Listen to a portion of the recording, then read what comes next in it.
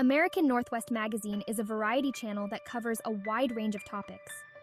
Today, we will explore the importance of understanding stalking laws, their penalties, and why this knowledge should be part of our education system. The intent of this article is to deter people from stalking, to raise awareness that even coincidences can be perceived as stalking, and to make people, especially vulnerable women, aware of their rights in their state or country. We'll also highlight which states and provinces have more lenient laws. Stalking is defined as a pattern of unwanted, repetitive behavior that causes someone to feel fearful, harassed, or threatened. It can include actions like following someone, repeatedly contacting them, or showing up uninvited.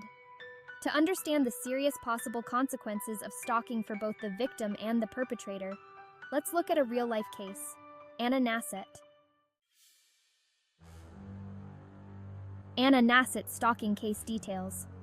Anna Nasset, an artist and gallery owner in Port Townsend, Washington, experienced stalking for over 9 years. The stalker, Jeffrey, began by expressing interest in showing his artwork at her gallery. Over time, his behavior escalated to sending personal messages, attempting to contact her through various means, and even writing about her to public officials. Key events, first encounter. In November 2011, Jeffrey entered Anna's gallery and expressed interest in showing his artwork. Anna accepted the gift but felt uneasy about the encounter. Jeffrey made numerous attempts to call Anna and began sending her messages on Facebook that grew increasingly personal. He described her appearance and mentioned places he watched her. Jeffrey sent handwritten letters to Anna, which never reached her because her address was kept private. Jeffrey wrote about Anna to public officials, further escalating the situation. Despite obtaining a restraining order, Jeffrey's behavior continued. Anna's pursuit of justice was a long and challenging process. She had to move cross-country to Vermont to escape Jeffrey's reach.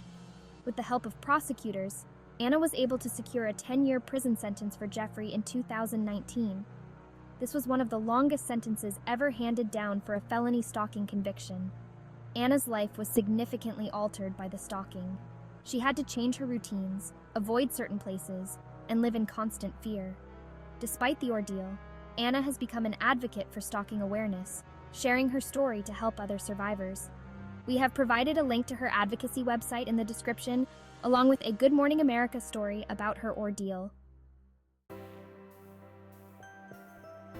Stalking laws and penalties.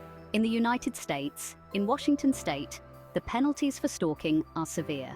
A gross misdemeanor stalking charge can lead to up to 364 days in jail and a $5,000 fine. Felony stalking, a more serious offense, can result in up to 10 years in prison and a fine of up to $20,000. In Canada, stalking is referred to as criminal harassment. Under the criminal code, criminal harassment can include repeatedly following someone, communicating with them, or watching their home or workplace. The penalties can be severe, with up to 10 years in prison for those convicted. While stalking laws are generally consistent across Canada, enforcement and awareness can vary by province. Some provinces may have more resources dedicated to addressing stalking cases, and local law enforcement practices can differ. Steps to take if you feel you're being stalked. If you feel you are being stalked, it's important to take immediate action to ensure your safety. If you're not in immediate danger, contact an advocacy group such as the one mentioned earlier, for which the link is in our description. Here are the next steps you can follow. Contact authorities. Report the behavior to local law enforcement. Provide them with as much detail as possible about the incidents. Document incidents. Keep a detailed log of each incident, including dates, times, locations, and descriptions of the stalker's behavior. This documentation can be crucial for legal proceedings. Seek support.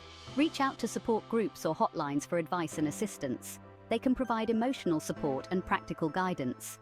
Legal recourse. Obtain restraining orders or protective orders as necessary. These legal measures can help keep the stalker away from you and provide a sense of security. Stay vigilant. Be aware of your surroundings and take precautions to stay safe. This might include changing your routine, avoiding places where you've seen the stalker, and staying in well-lit areas. Inform trusted individuals. Share your situation with friends, family, or co-workers so they can support you and be on the lookout for any suspicious activity. Statutes of limitations. Additionally, It's important to take prompt action if you feel you're being stalked. In some states, there are statutes of limitations for filing charges against a stalker. For example, in California, the statute of limitations for stalking is generally 3 years, while in Texas, it is 2 years. Acting promptly ensures that legal recourse is available and that protective measures can be put in place to ensure safety. Potential for escalation.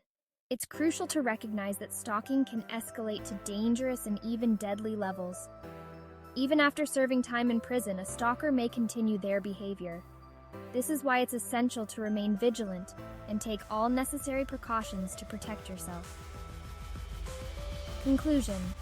Understanding these laws is crucial.